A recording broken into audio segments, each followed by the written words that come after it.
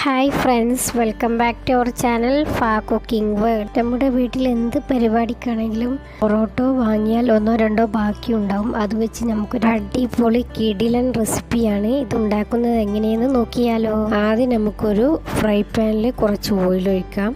ഓയിലൊന്ന് ചൂടായി വരുമ്പോൾ ഇഞ്ചി വെളുത്തുള്ളി പേസ്റ്റ് ഇട്ട് കൊടുത്ത് നന്നായിട്ടൊന്ന് പച്ചമണം മാറുന്നത് വരെ നമുക്കിത് നന്നായിട്ടൊന്ന് വഴറ്റി കൊടുക്കാം.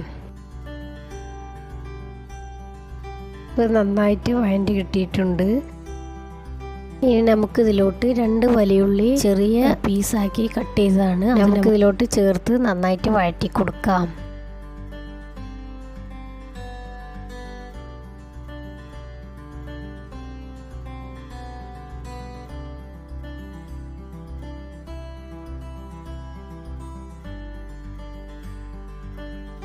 അതിന് ശേഷം നമുക്കിതിലോട്ട് 2 പച്ചമുളക് ചേർക്കാം. അപ്പോൾ നമ്മൾ പച്ചമുളകും വലിയുള്ളിയൊക്കെ നന്നായിട്ട് വഴറ്റി കിട്ടിയിട്ടുണ്ട്. ഇനി നമുക്കിതിലോട്ട് ചെറിയ പീസാക്കി കട്ട് ചെയ്തെടുത്ത മല്ലിയിലാണ്.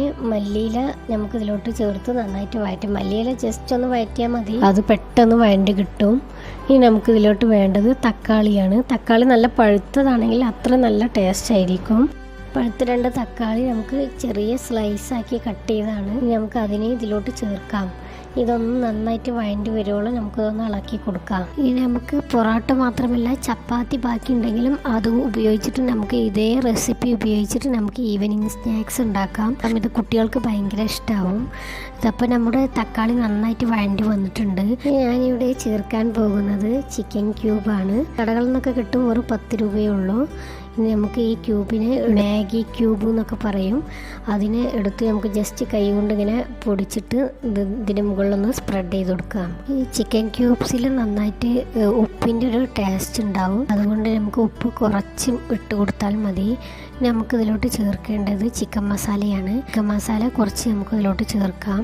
അതിന് ശേഷം ഇനി അടുത്തതായിട്ട് ചേർക്കാൻ പോകുന്നത് ഒരു എഗ്ഗാണ്.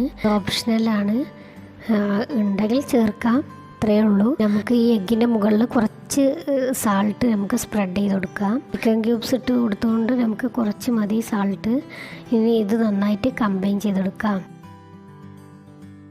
ഇതുപോലെ ജസ്റ്റ് ഇങ്ങനെ പരത്തിയിട്ട് നമുക്കിതൊന്ന് മിക്സ് ചെയ്തെടുക്കാം.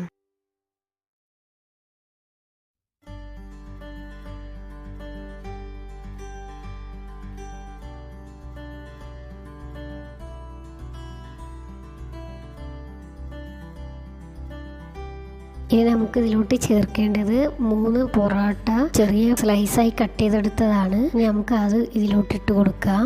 ഇതുപോലെ ചെറിയ പീസാക്കിയിട്ട് കത്രിക വെച്ച് കട്ട് ചെയ്താൽ പെട്ടെന്ന് നമുക്ക് കട്ട് ചെയ്ത് കിട്ടും. പൊറോട്ട എത്ര സ്ലൈസായി കട്ട് ചെയ്യുന്നോ അത്രയും നല്ല സോഫ്റ്റ് ആയിട്ട് നമുക്ക്, അതാണ് ഇതിൻ്റെ ഒരു പ്രത്യേകത.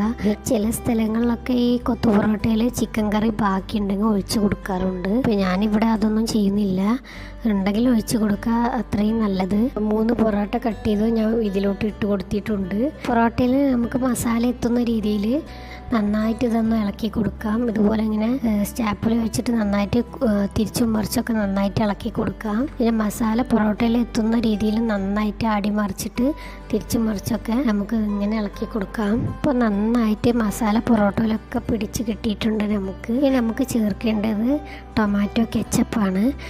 അത് നമുക്കൊരു പുളിപ്പിന് വേണ്ടിയിട്ട് നമുക്ക് ടൊമാറ്റോ കെച്ചപ്പ് ചേർക്കാം. ഇത് നമുക്ക് ജസ്റ്റ് ഒന്ന് ഇതിൻ്റെ മുകളിലൊന്ന് ഇതുപോലെ അങ്ങനെ ഒന്ന് സ്പ്രെഡ് ചെയ്ത് കൊടുക്കാം. ഇപ്പോൾ കൊത്തു പൊറോട്ട ഏകദേശം ഫൈനൽ സ്റ്റേജ് ആയിട്ടുണ്ട്. ഈ കെച്ചപ്പ് കൂടി ചേർത്ത ശേഷം ഒന്ന് ഇളക്കി കൊടുത്ത് നമുക്കൊരു പ്ലേറ്റിലോട്ട് മാറ്റാം.